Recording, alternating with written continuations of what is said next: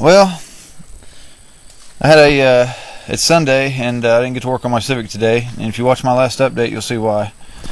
But I gotta wait on some stuff. But I had a couple people ask me, said they wanted to see my vehicles, so you know, I'm not really shooting anything else at the moment, so I'll show you what I got going on real quick.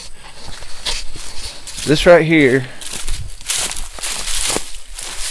is my 2001 Hyundai Elantra. Nothing really special. This is what I got all the little stuff hooked up in, with the big dent over here for the wind. Got it like that. Lady hit a deer. Actually had a busted window when I bought it too.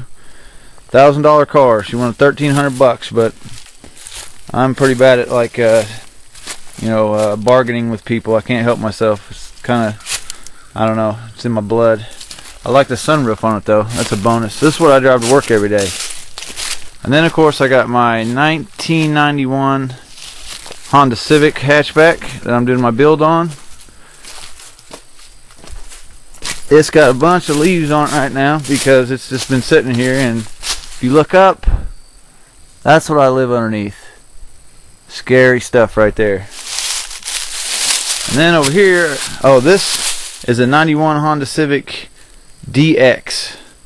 This over here is the first 91 Honda Civic that I was going to do my base build on, but man, it needs a lot of work. It needs like struts, and it's got some scary stuff rubbing. Got sweet little rims on it, and it is an SI model, SI and a DX. I think this one is 1.6 liter. My DX is 1.5. It's all ripped apart, got crazy stuff from the build I was doing. It also has a bunch of leaves on it. Not a bad looking little car. I like my other one better because it's got the ground effects kit all on it. And then I've had a few people want to see my truck, and I'm really fond of my truck. It's a 1990 GMC Sierra Classic. It's not the small one, it's the 4.3 fuel injected, which is definitely what I think you want. She's got a little rust on her. I call her the dozer because I've hit a deer with her.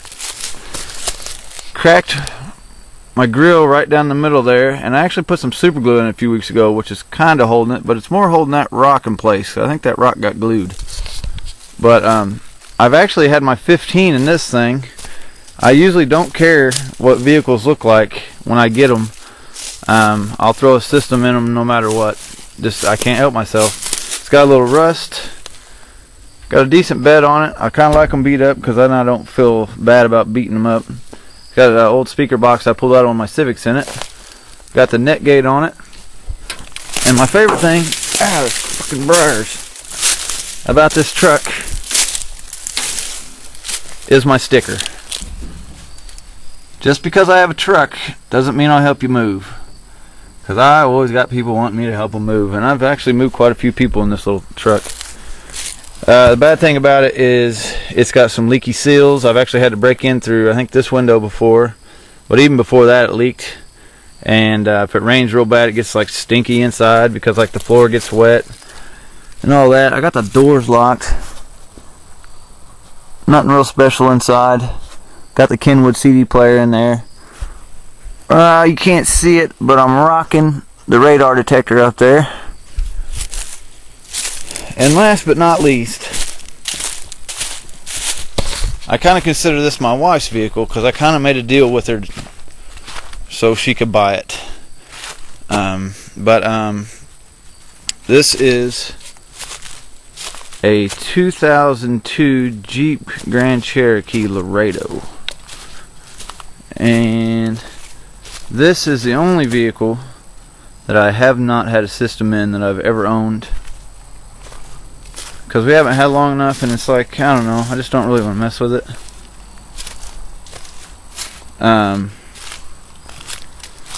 Yeah, four-wheel drive. I'd show you the end of my driveway, but I don't really like posting exactly where I live around here. But I think this has got like 130-some thousand miles. My truck sitting over there's got 206,000, Actually, it's got 214. Sorry, that's got 206,000. My Civic's got, I don't even know what they got on them. And I've actually owned. First car I ever had was a 98 Ford Taurus. Had two 15s in the back of it, two 12s and two 10s in the trunk at one time, all at once. That was pretty crazy, but it wasn't loud at all because it was my first car. And I didn't know how to hook things up right. That's when I had my very first 1000-watt Soundstream amp that looks just like the one I got now, only it was much smaller. Then I had a 92 Cavalier, had two 15s in the back seat of it. I've had a 1987 Mazda 626 that the back struts rusted out. Had a system in it. I think I had a 12 in the back of it. In the trunk. That was pretty funny because if you look those cars up and you think of a one really beat up, then that was me bumping down the road. Also have had a 2004 Jeep Liberty that is the reason I'm on probation right now. I put it into a tree. I ran JL12 W3 in the back of it with the 500/1 JL amp that I liked, but it started shutting off on me. I think I just needed to adjust it, but didn't feel like messing with it. What else have I had? I'm forgetting one. I knew I would. Anyway, I'm not going to bore you to death, but I had some people that wanted to see my vehicles, and I've had a system in everything. I can't help myself. First thing I think of when I look at it is I pop the trunks or the hatch and see what I can work with. Just, it's an addiction, people. I can't help it. It's like crack. I got to put a system in everything. This Jeep will probably eventually, have something in it. I don't know, but like with most people, their stereo, when their speakers start sounding like crap, they get all sad about it. I don't. I start smiling because it means I get to put more stuff in it, which costs money and sucks, but it's an addiction. So now you've seen my vehicles. For the few people that wanted to see them, have a good one. I'm going back to work tomorrow. Freaking work.